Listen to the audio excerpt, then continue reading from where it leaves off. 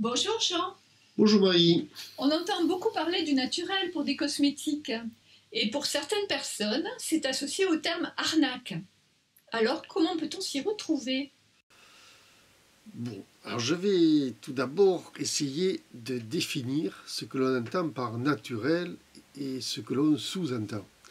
Bon, si on cherche dans une encyclopédie, 1912, on trouve conforme à la nature, dans l'état de nature, qui n'est pas le fait du travail de l'homme.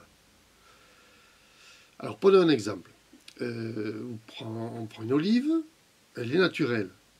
Mais si vous la pressez pour en extraire l'huile, cette huile n'est pas naturelle car elle n'existe pas sous cette forme à l'état naturel.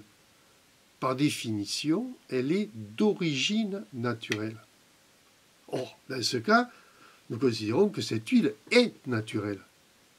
La confusion est faite entre les termes naturel et origine naturelle. Il est donc établi que l'emploi du mot naturel englobe les ingrédients d'origine naturelle. Bon, viennent s'y rajouter de plus maintenant les ingrédients issus de la chimie verte, un autre concept aux frontières un petit peu sinueuses. D'une personne à l'autre, on va avoir donc une perception très différente du mot naturel. Donc, prudence.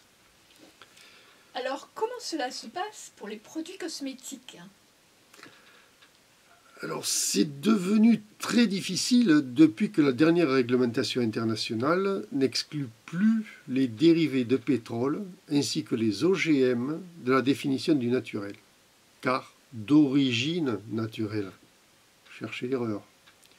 Le mot naturel est donc à utiliser avec mesure et en toute connaissance de cause. Alors, bon, voilà un conseil pour éviter de trop se faire avoir. Bien sûr, les adeptes de la liste INCI ont une bonne idée de la naturalité d'un produit.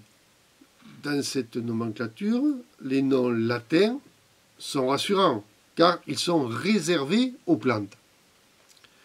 Dans les ingrédients à consonance chimique, ça devient beaucoup plus compliqué.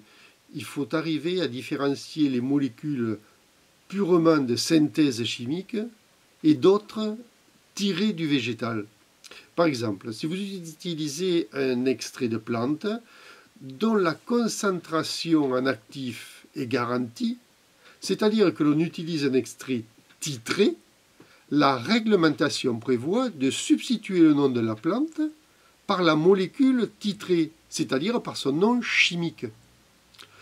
Donc sous le même nom, on peut avoir une molécule d'origine naturelle ou de synthèse. Comment savoir? En complément de la liste INCI, il est intéressant de regarder deux chiffres. Le pourcentage d'ingrédients naturels, d'origine naturelle. Pourquoi s'arrêter à 98-99% comme l'on trouve régulièrement? Et le reste, le complément, même si cela ne représente qu'une faible fraction, c'est de la synthèse chimique. Pour les personnes intéressées par le bio, le pourcentage d'ingrédients bio sur le total des ingrédients. Voilà un chiffre intéressant, parce qu'on peut très bien dépasser les 20% réglementaires. Pourquoi ne pas chercher des émulsions à 80-90% bio? Cela existe. Merci Jean. Avec plaisir.